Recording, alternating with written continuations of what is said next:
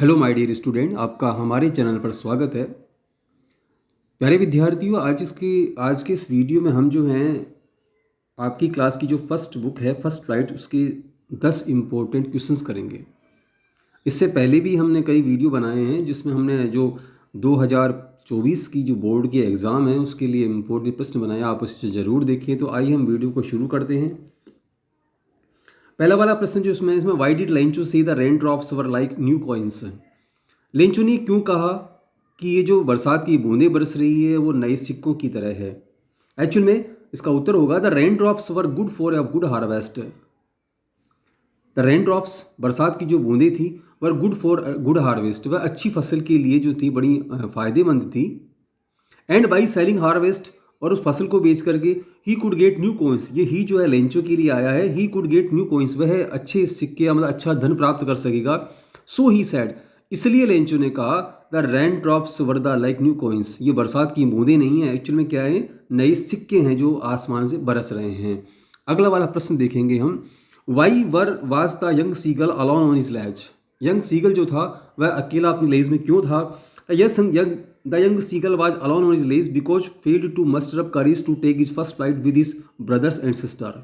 Because क्योंकि वह failed to muster up courage, वह इतना साहस ही नहीं जुटा पाया था to take his first flight, कि वह अपनी पहली उड़ान भर सके। मतलब एक्चुअली वह डर गया था और अपनी पहली उड़ान नहीं भर पाया था, इसलिए जो है वह अपनी लेज में अकेला था। विद हिज ब्रदर सिस्टर, अपने भाई और बहनों के साथ वह नहीं उड़ पाया था, इसलिए वह अकेला ही लेज में पड़ा हुआ था। अगला वाला प्रश्न देखेंगे हम। Why did the narrator pilot take risk to fly straight into the storm. Why did, क्यों जो है नरेटर ने, जो पायलट था, उसने रिस्क ली to first straight into storm, उस तूफान जो आ रहा था उसमें भी उसने उड़ने की रिस्क क्यों ली। एक्चुअल में ही टुक द रिस्क, उसने रिस्क इसलिए because he wanted to get home, वह घर जाना चाहता था, and have a big eggs breakfast, इसके साथ साथ जो है वह अपने घर पर जो नाश्ता करना चाहता था, इसलिए जो है वह उसने तूफान में भी उड़ान भरने की रिस्क ली। अगला वाला प्रश्न जो है, why does Annie want to keep a diary. Why does, क्यों जो है Annie want to keep a diary, Annie जो थी वो डायरी क्यों रखना चाहती थी। Annie wants to keep a diary because she does not have any friend to confide in. Actual में एनी की कोई मित्र नहीं था।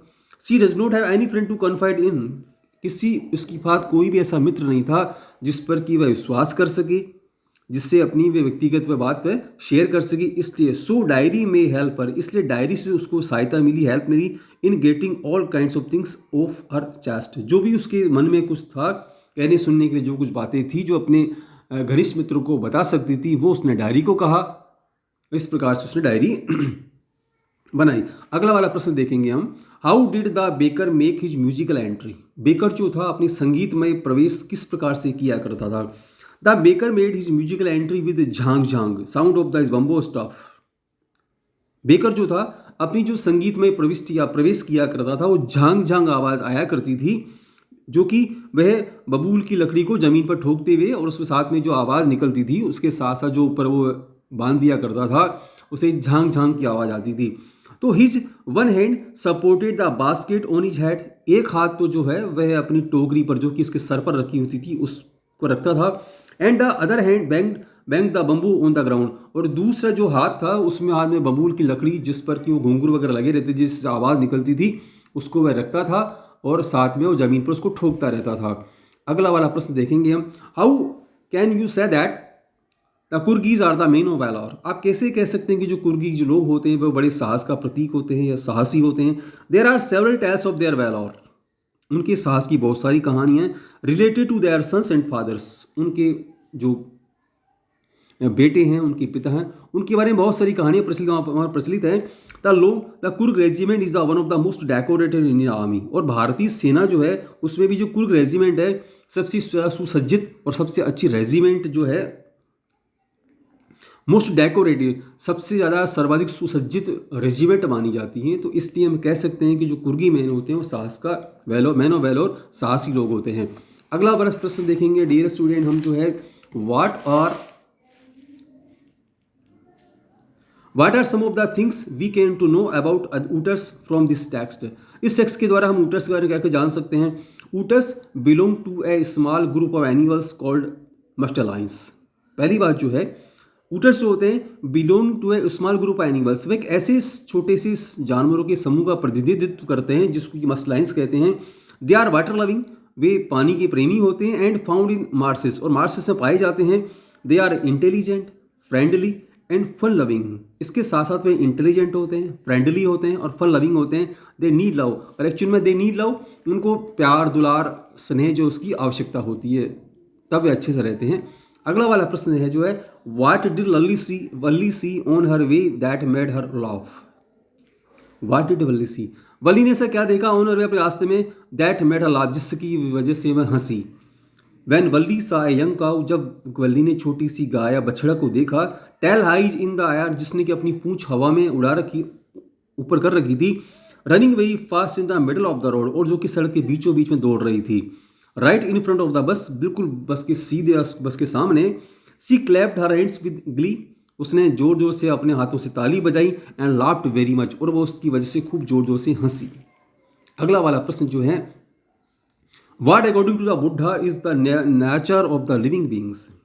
What according the Buddha, Buddha के अनुसार जो है, is the nature of the living beings, जो भी संसार में जीवित प्राणी होते हैं आखिरकार उनकी क्या प्रवृत्ति रहती है, क्या उनका किस प्रकार से उनका अंत होता है। तो according to Buddha the life of the mortals is world is troubled, Buddha के अनुसार इस संसार में जितने भी प्राणी होते हैं ट्रबल्ड एंड ब्रीफ, उनका जीवन क्षणभंगुर होता है, छोटा सा होता है, संकटों और दुखों से भरा रहता है। कंबाइंड विद पैन, दुख और संकटों से भरा रहता है। डेथ इज इम्पेरेटिव, और मृत्यु जो है अवश्य संभावी है, मतलब उसको टाला नहीं जा सकता। लास्ट और आखिरी प्रश्न देखेंगे डियर स्टूडेंट्स हम जो हैं आज का इस वीडियो का, how do Lomov and Natalia again pick up a quarrel. Natalia और जो लोमो है फिर झगड़े में कैसे झगड़ने लगे। तो in the course of light talk, छोटी सी बातचीत के बाद में, Lomov start talking about his dog, Lomov जो था अपने कुत्ते के बारे में बात करने लगा। Natalia tries to prove her dog superior to his, और नतालिया जो वो इस बात को साबित करने में लगी रही कि उसका जो कुत्ता है वो लोमो के कुत्तों से अच्छा है। Now they start quarrelling over dogs, और अब जो है वे कुत्तों की बात पर फिर दोबारा झगड़ने लगे। डियर स्टूडेंट, आपको ये वीडियो कैसा लगा आप हमें कमेंट्स करके ज़रूर बताएं। इसके साथ साथ आप हमारे चैनल को सब्सक्राइब जरूर करें, ताकि इसी प्रकार से अच्छी अच्छी वीडियो जो हैं आपको लगातार मिलते रहें और आप अच्छी तैयारी हो सके, ताकि आप हमारी वीडियो ज़रूर देखें। धन्यवाद।